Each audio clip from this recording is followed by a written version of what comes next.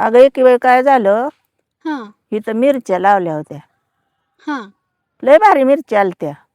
होय ना. हा आणि रमेशचा वडील मोठ आणत होता हा आणि मी दारी धरत होती.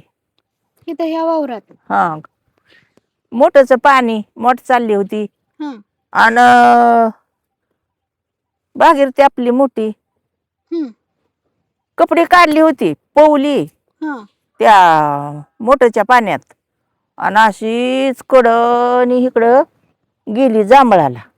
हा तिथं जांभळीचं झाड आहे ना हो हो हो. आणि ह्या पाटातनं पाण्यातनं उघडीच हा कपडे नाही ती काय नाही ती बारकी होती एवढी एवढी.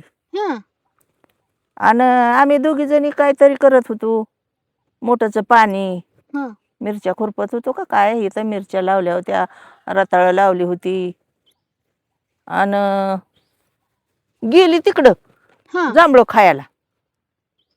आणि मला परत ध्यान झालं, म्हणलं पोरगी कुठं गेली, पोरगी कुठं गेली. बघतोय हिरीत बघतोय, इकडं बघतोय, आपाने मोट बंद केली, इकडं तिकडं बघतोय पोरगीच नाही, हा हिरीत बघतोय पोरगीच नाही.